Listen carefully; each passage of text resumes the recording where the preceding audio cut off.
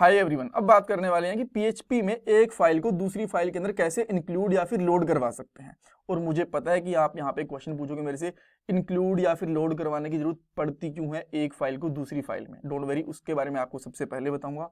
हाँ, एक चीज और है, यहाँ पे इंक्लूड करना, लोड करना, एक फाइल को दूसरी फाइल में कॉल करना, इन सब का एक ही मतलब होता है। इसमें कंफ्यूज होने की आपको जरूरत नहीं है। ऑलराइट, पॉइंट्स के ऊपर आते हैं। तो सबसे पहले यही बात करेंगे कि फाइल को इंक्लूड करने की जरूरत क्यों पड़ती है, और उसके लिए हमारे पास पीएचपी में 4 फंक्शंस होते हैं। Include underscore once, required underscore once. अब इन चारों फंक्शंस के अंदर क्या डिफरेंस होता है, कहाँ पे कौन सा फंक्शन यूज करना चाहिए, उसके बारे में आपको बताऊंगा। और एग्जाम्पल भी हम लोग यहाँ पे कवर करेंगे एक सबके, ठीक है। इंटरव्यू क्वेश्चंस भी डिस्कस करने वाले हैं। ये हमारी पीएचपी की प्लेलिस्ट है जिसके अंदर 51 वीडियोस आ चुकी हैं, और भी बहुत सारी वीडियोस आएंगी। उनके बाद प्रोजेक्ट भी आने वाला है, और हर एक टॉपिक में इंटरव्यू क्वेश्चन भी कवर कर रहे हैं जो आपकी जॉब में इंटरव्यूज में हेल्प करेंगे। सो ओवरऑल काफी इंपॉर्टेंट प्लेलिस्ट है, पूरी देखना। लिंक मैंने डिस्क्रिप्शन बॉक्स में आपको प्रोवाइड करवा दिया, ठीक है जी। पहले क्वेश्चन की तरफ चलते हैं कि हम लोगों को फाइल्स को इंक्लूड करवाने की जरूरत क्यों पड़ती है। इसका सिंपल सा और सबसे इंपॉर्टेंट आंसर ये है कि कॉमन कोड रखने के लिए।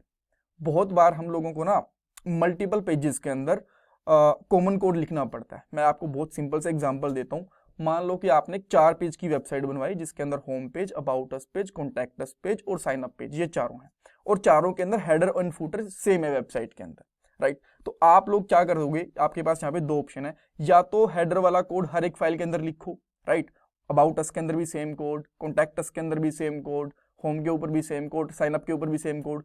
या फिर आप क्या कर सकते हो कि एक अलग से फाइल में हेडर नाम से एक अलग से फाइल बना लो, फुटर नाम से एक अलग से फाइल बना लो, और उन दोनों फाइल को जहां जहां भी हमें जरूरत है ना वहां पे इंक्लूड करवा लो। यानी कि उस हेडर वाली फाइल को होम पेज के ऊपर सबसे पहले, अबाउट अस में और कॉन्टैक्ट अस में, साइन अप के ऊपर सबसे टॉप पे कॉल करवा लो। तो एक बार कोड लिखेंगे और वो हर जगह पे यूज में आ जाएगा। तो सबसे इसका बेस्ट यूज इसका ये है। उसके बाद में कुछ और भी यूजेस हैं, जैसे कि मान लो अगर आपका एक बहुत बड़ा पेज है जिसमें काफी सारे लॉजिक यूज हो रहे हैं, और जो कोड है आपका 6-7 हजार लाइन तक जा रहा है, तो उसके लिए बेस्ट क्या रहेगा कि आप ना उस फाइल को छोटे छोटे सब मॉड्यूल में डिवाइड कर दो। यानी कि कुछ कोड एक फाइल में अलग से रख लो, कुछ कोड दूसरी फाइल में रख लो, कुछ कोड तीसरी फाइल में रख लो, ताकि वो आराम से मैनेज हो पाए और रीडेबिलिटी भी अच्छी बनी रहे, राइट। इस तरीके से एक और यूज भी होता है। बहुत बार क्या होता है कि हम लोग एक फाइल को अलग से बना देते हैं हेल्पर फंक्शन के लिए। मान लो आपको जहां पे भी यूजर का नाम आता है ना, उसको आपको थोड़ा सा अंडरलाइन करना है, हाईलाइट करना है, बोल्ड लिखना है। और यूजर हो सकता है जो यूजर का नेम है वो आपकी वेबसाइट के अंदर 50 या फिर 100 या फिर हजारों जगह पे लिखा हुआ हो अलग अलग पेजेस के ऊपर। तो आप क्या करते हो, एक कॉमन फाइल के अंदर एक अलग से फाइल बना के उसमें एक फंक्शन बना देते हो। उस फंक्शन को जहां भी जरूरत होती है वहां पे कॉल कर लेते हो, और आपको एक कॉमन कोड मिल जाता है वहां पे लिखने के लिए, राइट। सो इसका मैं आपको एग्जांपल भी दूंगा कि किस तरीके से आप लोग एक कॉमन कोड लिख सकते हो, डोंट वेरी। सो अब हम लोग क्या करते हैं, आपको यूजेस पता चल गया कि क्या यूजेस हैं। अब इन फंक्शन को एक एक करके देखते हैं। सबसे पहले बात करते हैं इंक्लूड की। इंक्लूड बेसिकली क्या करेगा, सिंपल सा आप इंक्लूड फंक्शन लिखो, उसमें फाइल का पाथ दो और वो फाइल आपकी लोड हो जाएगी। कैसे, देखो यहाँ पे मैंने include.php नाम से एक फाइल बना रखी है। मैं इसमें सबसे पहले एको करता हूँ और यहाँ पे लिखता हूँ इंक्लूड फाइल, बहुत सिंपल है, ठीक है। एंड देन मैं इसको रिलोड करता हूँ यहाँ पे, तो यहाँ पे हमें टेक्स्ट लिखा हुआ दिख गया। दैट मीन्स ये वाली फाइल परफेक्टली काम कर रही है। अब इसके अंदर मैं चाहता हूँ कि जो हमारी hello world .php है ना, ये वाली फाइल इसके अंदर इंक्लूड हो जाए, राइट। तो वो कैसे होगी, मैं क्या करता हूँ ना, बस यहाँ पे इतना ही कोड रखता हूँ, ठीक है, ताकि, और यहाँ पे देखता हूँ मैं चाइल्ड फाइल लिख देता हूँ, चाइल्ड फाइल। और मुझे पता है कि आप यहाँ पे PHP का कोड देखना पसंद करोगे, डायरेक्टली HTML का नहीं, तो मैं यहाँ पे इसको PHP का कोड लिख देता हूँ इस तरीके से, ठीक है। यहाँ पे क्या करूँगा, एको कर दूंगा, एको इस तरीके से, राइट। सो इस फाइल को हम लोग इंक्लूड वाली फाइल के अंदर लोड करवाना चाहते हैं। तो बहुत सिंपल है। अब इसके अंदर कुछ भी नहीं दिख रहा आपको, देखो मैंने सब कुछ हटा दिया यहाँ से। सो सिंपली आपको क्या लिखना है, इंक्लूड इस तरीके से, और बाद में आप यहाँ पे फाइल का पाथ दे दोगे, जैसे कि hello_world.php और लास्ट में सेमीकोलन लगा देना। मैं भूल जाता हूँ बिकॉज JS पे भी काम करता हूँ मैं बहुत बार। तो अभी आप देख सकते हो चाइल्ड फाइल इसके अंदर लोड हो गई, राइट। सो ये इसका यूज है।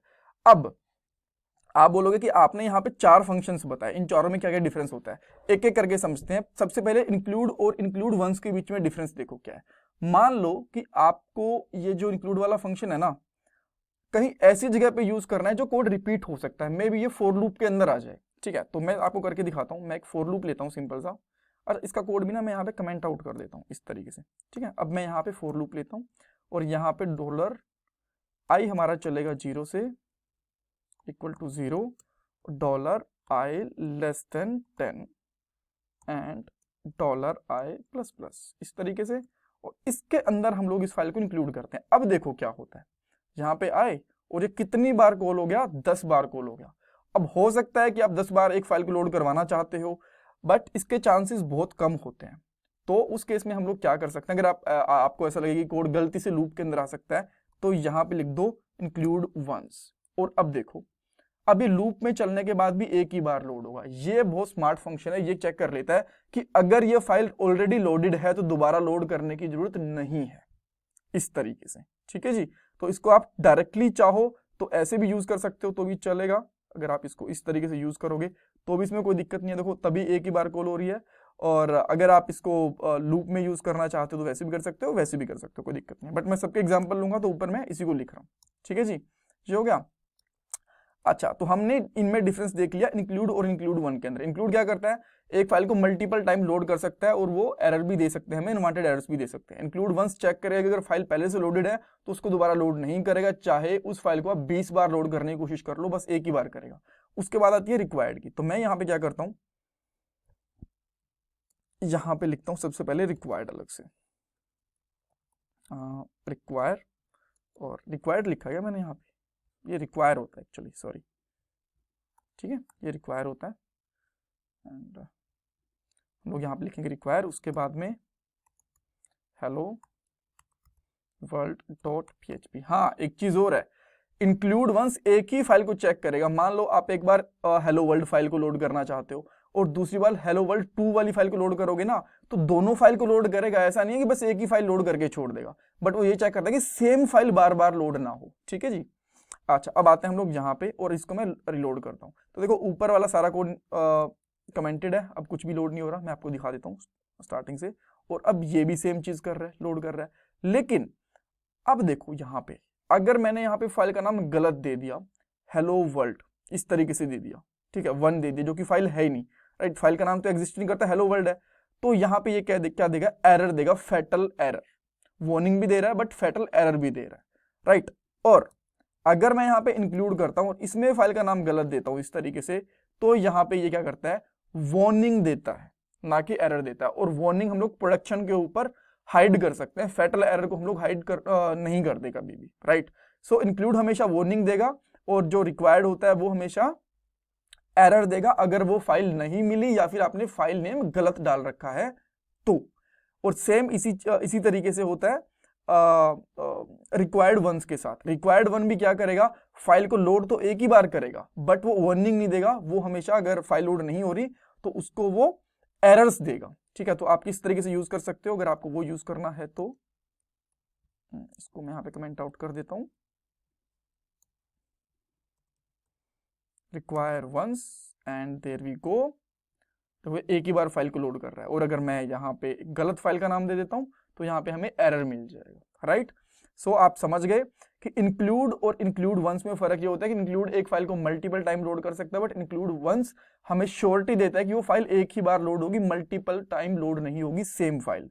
रिक्वायर्ड क्या करता है, रिक्वायर्ड में रिक्वायर्ड और रिक्वायर्ड वंस के अंदर भी सेम डिफरेंस है।